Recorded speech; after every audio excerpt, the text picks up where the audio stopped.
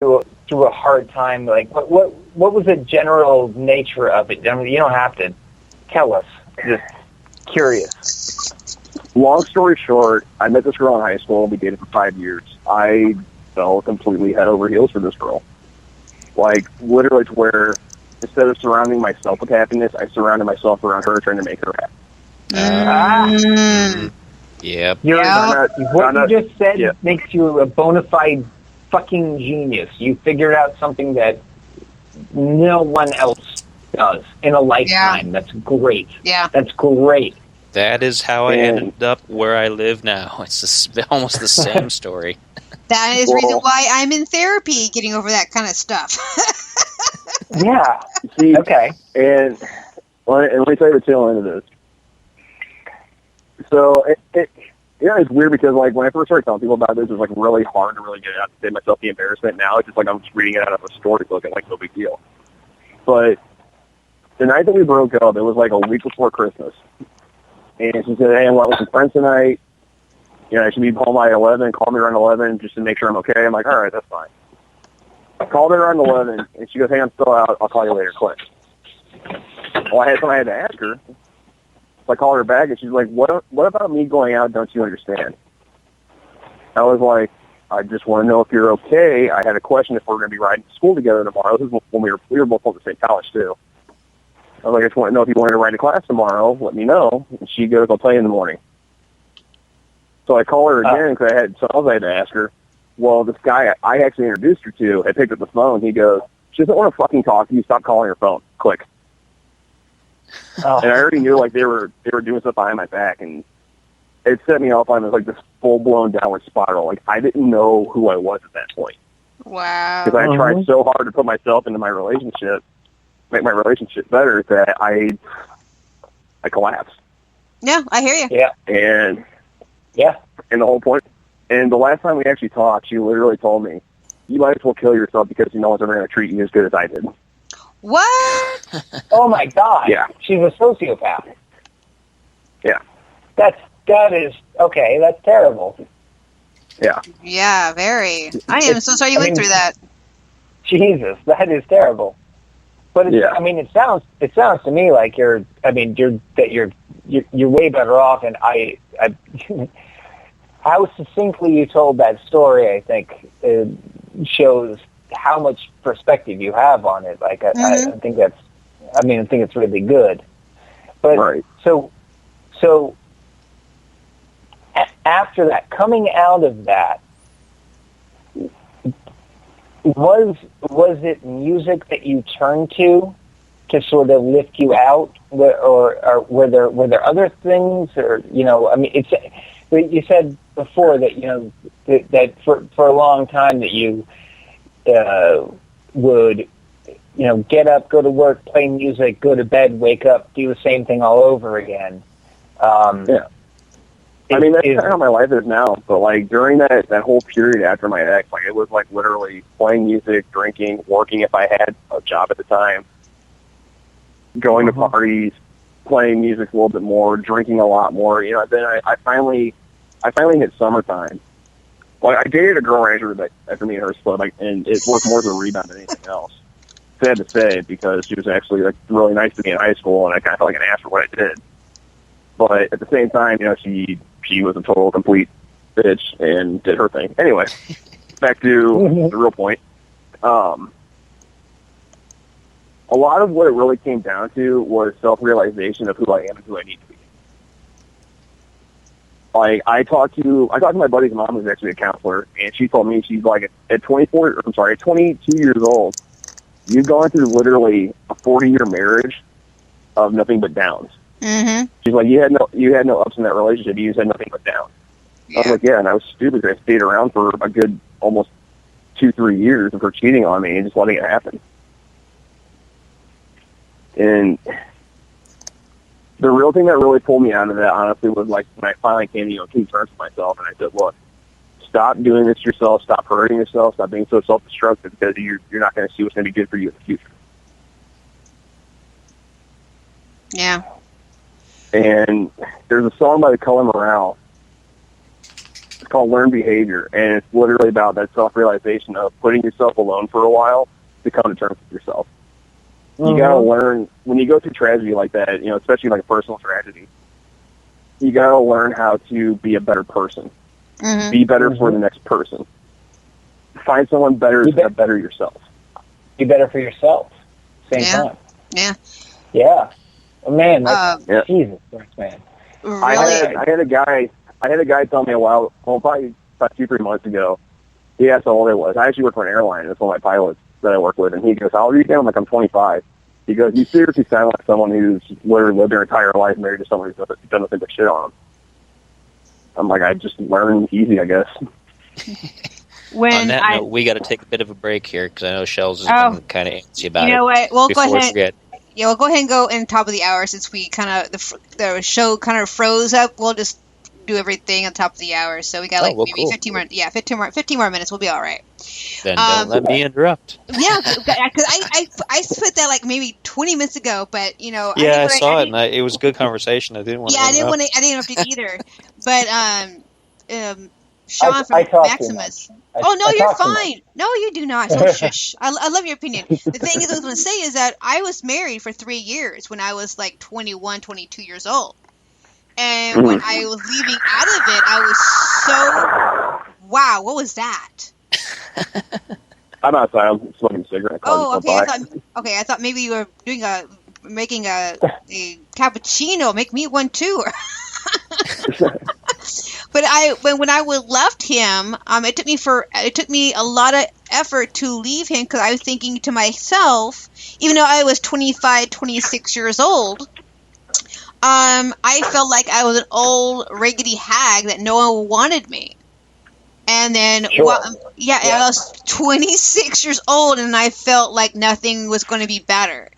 And what changed my mind was this one guy out of nowhere, where at my old job way back when, gave me this flash of energy. Oh, she's cute, kind of a thing. I'm like, oh, thank you. I needed that. I'm still cute. Mm-hmm. Okay, now what do I want to do? And so I got my divorce, and I went through so many kind of stuff that it's just I basically, but in a nutshell, I feel you. I understand. And I mean, going through a therapy for a full year, as of next month, be a full year. So I'm pretty much a lot better than I was years ago. Yeah. The best medicine you can ever have is your own mind and your own thought process. Yeah. The best way to pull yourself out of the hole is to literally reach out for the light and pull yourself out of that hole, and that's what I did. I talked to my friend's mom twice about everything I went through, and from then on, I quote unquote self-medicated in a sense to where I'm here now. Yeah. I got my wife inside right now. Literally, she pushes me to be a better person. She makes me be a better musician. We got a kid on the way, and I couldn't be more excited for how my life's going right now. Congratulations! That's just amazing. So good, so good. And that's the thing too. Sorry. She's so self-conscious about herself, and I keep trying to tell her, like, babe, you're beautiful. Stop saying that. You look amazing today. Stop saying that you're ugly. She's like, well, I'm the size of a planet.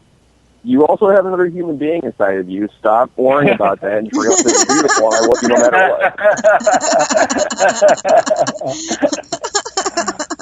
what. Oh man. Yeah, I had a similar thing when I was about the same age.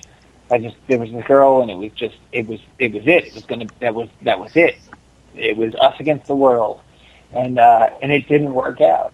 And gladly it didn't work out for both of us, because if someone just sort of had the upper hand, really, I think it would have been devastating for me.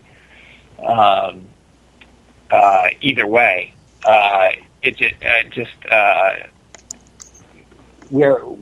we are now still friends.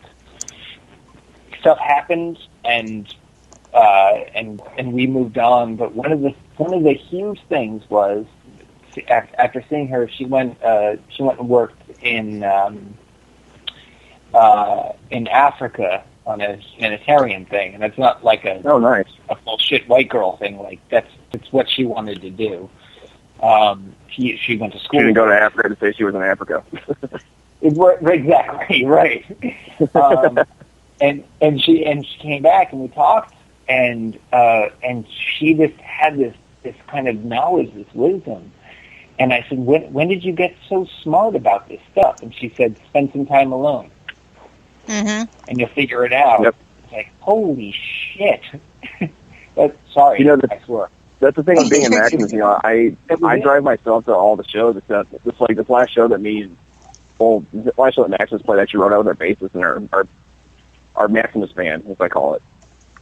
And I spent the first time I ever went out to Blackie's house. He lives about 10, 12 hours away from where I live in St. Louis. Like literally, he's just minimal hours away from the Colorado border. And when you're driving by yourself, you do nothing but listen to music and think. Oh. You guys there? Yeah. Can you hear me? It's cordless phone. Okay. I think. Oh, it's you.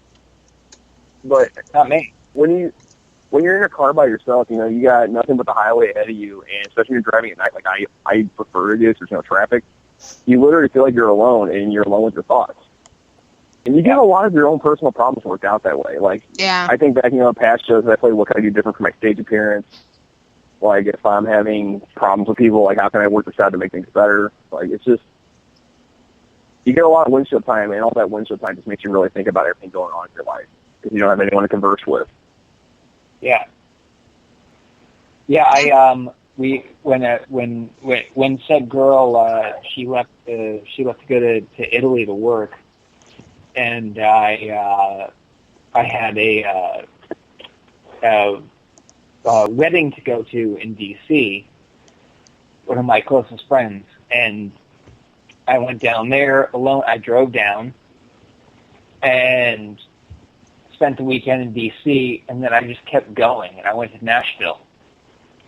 And I bunked out with a friend of mine from college for a couple of days. And driving back, and I drove straight up north into Ohio and then hooked a right and drove through Pennsylvania, drive all the way back through New York into Connecticut. And it was on that road, I think, that like everything sort of became clear. It's like this is where all right, this is just where it is now. This is the state of the union. This is where we're at. And I think without that, it would have been a lot of time in an apartment trying to figure out all the bullshit. Instead, it was just good. Right. Again, like I'm saying, self-realization in your own mind is the best way to pull yourself out of any hole that you're in. Yeah. Yeah. Okay. That's the approach me and my wife have. We work as a unit together on a lot of things, but we also allow ourselves to have like our own freedom to do things. Mm-hmm. We can work in a marriage as a couple that works well together, but at the same time, we allow our own personalities to come into play. Yeah. Instead of just saying like, well, I want it this way, you want it this way, so we're just not going to do it. We get what each other wants. Because you guys work as a team. Exactly. Yeah. Ways it should be too. Right. Mm-hmm. Try and tell that to all my exes. You have to be a team. They could never be a team. They wanted their way, and that's it. No, it doesn't work that way. Uh-huh. Yeah. So. And it blows my mind that there's couples that are, like, even older couples than us, that they can't figure that out. Yeah, true. Okay, so we got to take a break, finally. So what I'm going to try to do, and hopefully we don't freeze again, I'll play 2 songs from Serious Session. Oh, that's a good idea. Yes, I'm going to be That's the playing... best news I've heard all day. That's the best news I've heard all day. I like your voice, Sean. You got a nice voice there, Sean. Sean, are you listening to the show at all on speaker at all? I'm not. No, my computer's junk. How about the other Sean? No, mine keeps freezing up, but I think I can. I think I have it. Okay, so because when you guys were on the show, I actually got that bit when T-Mon said, that's the best news I heard all day. And you call him Wackadoodle. I have both those bits.